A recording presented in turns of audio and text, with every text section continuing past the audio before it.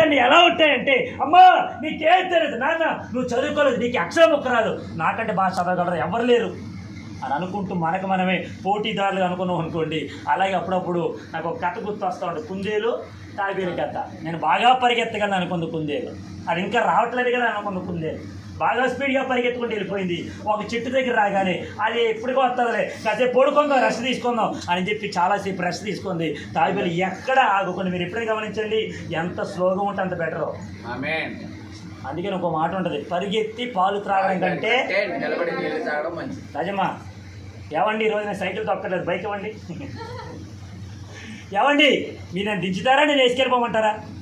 దావీదు రాజు గారు చెప్పరే, దేవుడికి ఇస్తాం గట్టి హల్లెలూయా. ఒక మాట చెప్తాను బాగానండి, పనికైనా సైకిల్ వేసుకెళ్ళడానికైనా కొన్నిసార్లు వేసుకెళ్తారేమో కానీ ఒకవేళ లేట్ అయిపోతే బైక్ వేసుకెళ్ళిపోతారు, అవునా కదా? గట్టి హల్లెలూయా. పోనీకి ఏమండి ఈరోజు ప్రార్థనకి లేట్ అయిపోయిందండి, బండి ఇవ్వండి పిల్లలు వెళ్ళొస్తాం అని ఎప్పుడైనా అన్నావమ్మా? మా విన్నావా?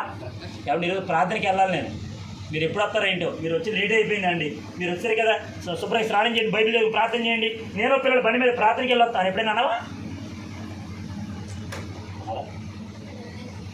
అమ్మా మీరు పాస్టర్ మీరు మాట్లాడదు, దేవునికి ఇస్తాం గట్టిగా లేదు. ఒక డౌట్ అండి, పిల్లల్ని వేసుకురాకపోయాయి, నువ్వైనా వచ్చావా? బండి వేసుకుని ప్రార్థనకి పరిగెలేదా?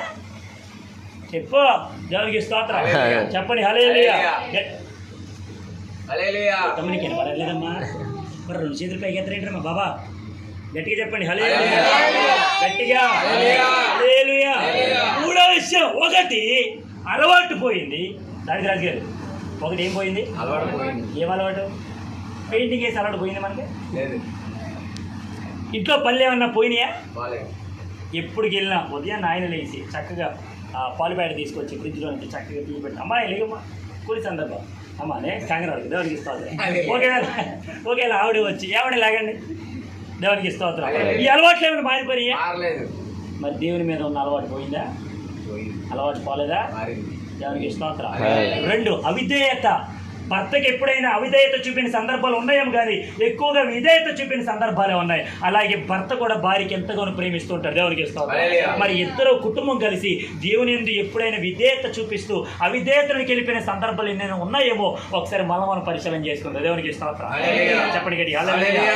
1 అలవాటు తప్పిపోయింది, 2 అవిధేయతను గెలిపాడు దావీదు రాజు, 3 ఈ 3 నెలలు అయ్యో నేను దేవుని మందసాన్ని అక్కడ పెట్టేసేనే, అక్కడ దేవుని మందసం ఎలా ఉంది, నేను 30,000 మందితో కలిసి కదా, అయ్యో నాకు భయం వేసింది కదా, అక్కడ ఉజ్జా చచ్చిపోయాడు కదా, ఆ ఉజ్జా చనిపోయినందుకే కదా నేను అక్కడ 3 నెలలు వదిలేసాను, అయ్యో నేను ఆలస్యం చేశానా అని గ్రహింపుగా లేకుండా అలాగే వదిలేశాడు, దేవునికి ఇస్తాం.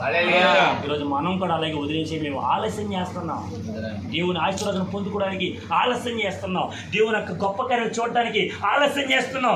ఎప్పుడైతే మనలో ఆలస్యం చేస్తామో దేవుడు కూడా అంతానే ఆలస్యం చేస్తాం. చెప్పండి హల్లెలూయా. ఆ తర్వాత ఎప్పుడైతే ఒబేదెదోము 3 నెలలు ఆ మందసం ఉంది, ఆ దేవుడు ఆశీర్వదిస్తున్నాడు, వాళ్ళ కుటుంబీకులందరూ బాగుపడ్డారు, వాళ్ళు గొప్పవాళ్ళు అయిపోయారు అన్న విషయం ఆ నోట ఈ నోట రాజుగారికి తెలియగానే పరిగెత్తుకుంటూ ఉరికి వేసుకుంటూ వచ్చేసాడు. ఇప్పుడు వచ్చిన దావీదు మరలా ఆ బలిని తీసుకెళ్లేటప్పుడు లేదంటే ఆ మందసాన్ని తీసుకెళ్లేటప్పుడు ఒక్కొక్క అడుగు వేసినప్పుడు వధిస్తా ఉన్నాడు, దేవునికి స్తోత్రాలు చెప్తా ఉన్నాడు, గొంతులేస్తా ఉన్నాడు, నాట్యం చేస్తా ఉన్నాడు, విధేయత చూపించాడు, ఆలస్యం చేయకుండా అంతఃపురానికి తీసుకొచ్చేసాడు మందసాన్ని, దేవునికి చెప్పండి గట్టిగా హల్లెలూయా. ఎప్పుడైతే నాట్యం చేస్తూ ఉంటుంటే అతని వస్త్రం ఎప్పుడైతే కింద పడిందో అంతఃపురంలో కిటికీల నుంచి చూస్తున్నట్ట సతీమణి దేవునికి స్తోత్రం మేక ఎప్పుడైతే అంతఃపురంలోని కిటికీలు తీసి చూస్తూ ఉందో వెంటనే దగ్గరికి వచ్చి ఈయన కూడా ఆశీర్వదించడానికి వాళ్ళు దీవించడానికి లోపలికి అడుగు పెట్టగానే ఇప్పుడు మేకలు మాట్లాడుతుంది, ఏమన్నా తెలుసా, అటువంటి పనికిరానటువంటి పనికెత్తిన మధ్య చెలికండ్రి మధ్య నువ్వు బట్టలు ఎప్పుకొని నాట్యం చేస్తున్నావా, నాకెంత నామోషి, నేను ఎంత ఫీల్ అయింది తెలుసా అని ఎప్పుడైతే ఆ దావీదు నా మాట అందో దేవుడు ఆ స్వరాన్ని విన్నాడు.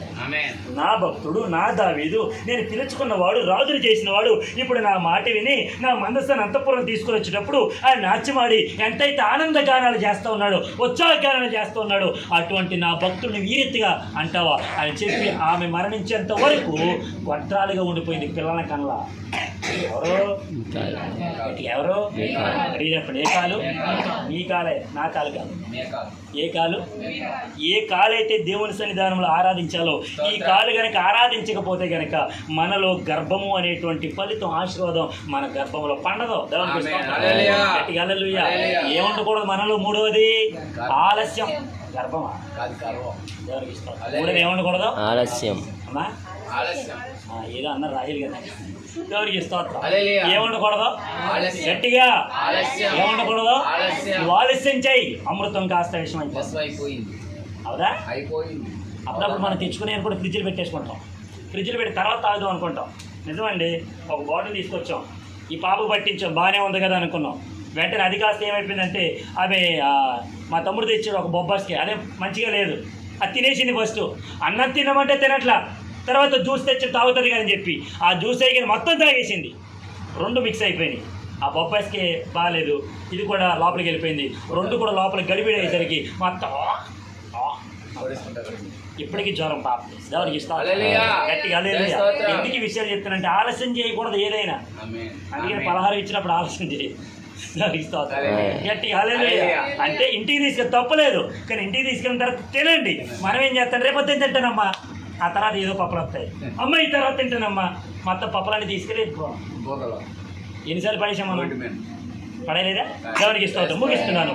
3 విషయాలు. ఆనాడు తన సుబుద్ధిని ఆధారం చేసుకున్నాడు దావీదు. ఇప్పుడు పూర్ణ హృదయంతో ఆయన మీద నమ్మకం కలిగి ఆమేన్. జీవిస్తున్నాడు. ఆమేన్. అలవాటు తప్పిపోయింది, స్తోత్రం. అవిధేయతగా మారిపోయాడు, ఆలస్యం చేశాడు. కానీ తన ఆశీర్వాదాలన్నీ మరొక ఇంటి వారైనటువంటి ఉబేదెదోము ఇంటి వారు 3 నెలలు పొందుకున్నారు. ఆ విషయం తెలుసుకున్న దావీదు మరలా పరిగెత్తుకుంటూ వచ్చాడు. ఇప్పుడు మాత్రం అలవాటు ఏ అలవాటు అయితే ఉందో ఇప్పుడు మొదట అలవాటు వచ్చి ప్రార్థన చేసి కార్యాన్ని ప్రారంభించాడు. 2 అవిధేయత పోయి విధేయతగా నడుచుకున్నాడు. ఆమేన్. ఆలస్యం పోయి శీఘ్రముగా పనిని తోలుకుంటూ ఆమేన్. అంత